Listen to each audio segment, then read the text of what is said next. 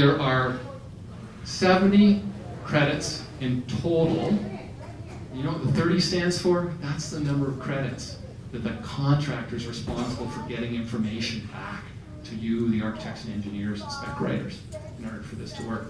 So 30 out of those 70 total credits is in their court, and they have to produce some paper on it. So making sure that you get those submittals back from the contractor is really, really key, and you've got to be careful about how you do that.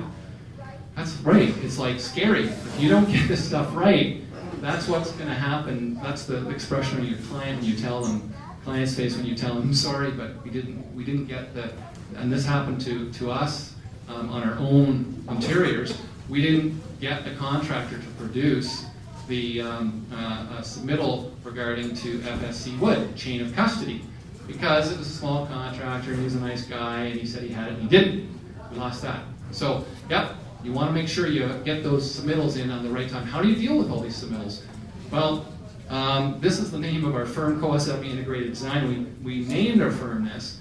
We added this moniker to the end of Cohos Evamy, not because Cohos Evamy was so mellifluous and we want to make it harder, but because this is what we do. We're engineers and architects and interiors and spec writers, and we find that working together from the very beginning is the best way to make a successful building.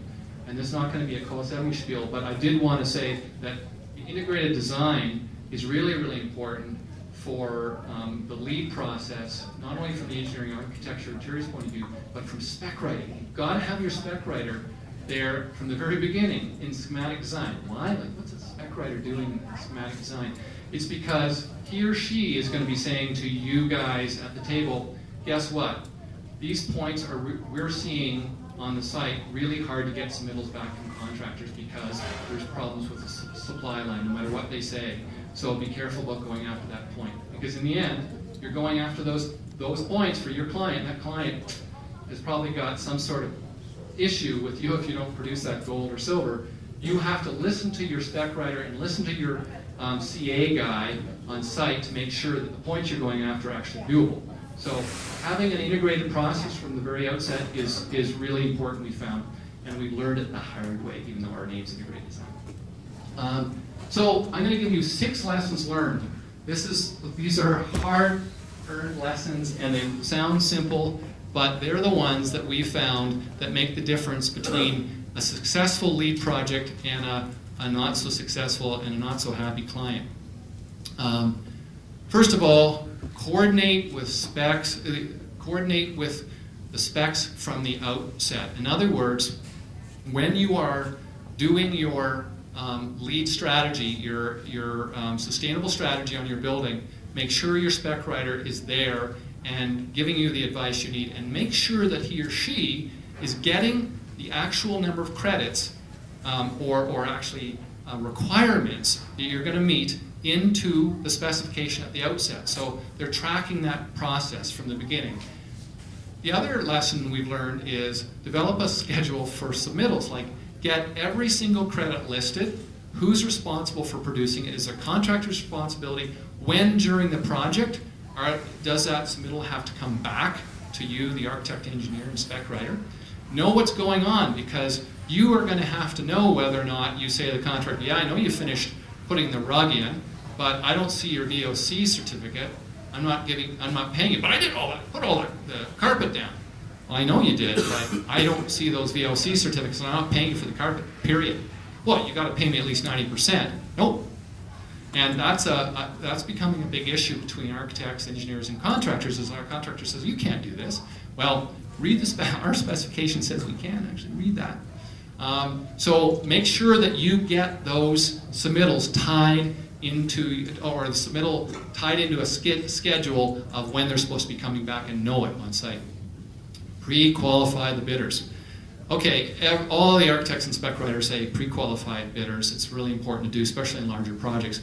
But you're not only pre-qualifying now for competence in executing the project itself, which is your client cares a whole lot about, and you do too, but now you want to make sure they can actually deliver lead building, because guess what? If you're doing it for the first time as a contractor, no matter how green they say they want to be, it may provide the kind of hiccups of, oh, we had to get the chain of custody certificate from the plywood guy. The what? Well, it's too late. If you bought the plywood and you don't have the chain of custody certificate, you just lost your FSC point if you're going after it. So you make sure that you get whatever pre-qualification terms in your pre-qualification process to make sure they know what they're doing with LEED, however much you think they need to know for that particular type project. Really, really important. Remember, 30 of those 70 points are in the contractor's hands. And if they are good, they'll make it nice and seamless for you. If they don't know what they're doing, then good luck. Explain LEED in the mandatory bidders meeting. When you have that mandatory bidders meeting, even though you've pre-qualified the contractor, you don't know what supervisor they've sent to the meeting to run the project. Explain it to them. It may not be the same guy that's going to be on your job. They may just be the guy coordinating the bidding process. But just explain that you're serious. This is where it says you got to do this in the spec. Like, we're serious about this. We're not playing any games. Read our pieces in here about what happens if you don't do it. Do you understand this? Uh-huh. Okay, because that's going to come up later when they say, oh, you know anything about this. So, explain it then. You've explained it in the pre-qualification process. Explain it again.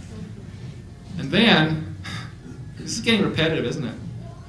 Explain LEED expectations at the first OAC meeting. This is absolutely critical.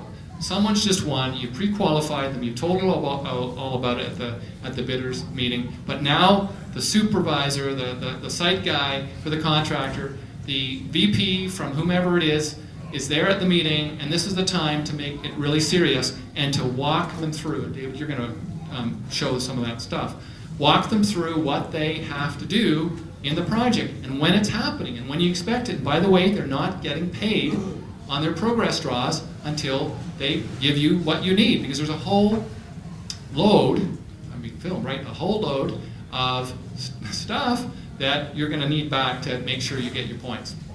And the final one is determine progress, as in progress draws, and I've been saying this, with LEED submittals. They don't get their money until they have actually given you the submittals you need. And in all fairness, you're not making it a surprise to them because it's been laid out throughout the specs. It's been laid out in the OIC meeting. It was laid out in the pre-qualification process. Like, all these 6 things are because so many of those submittals are in the contractor's hands. And it's you guys, the spec writers, that have so much impact on the success of this. Okay, so I've just told you why and lessons learned, and David, who is an RSW spec writer, is actually going to tell you how it works, because I probably couldn't do that very successfully, especially if you're going to ask me questions. So here's David Wilson.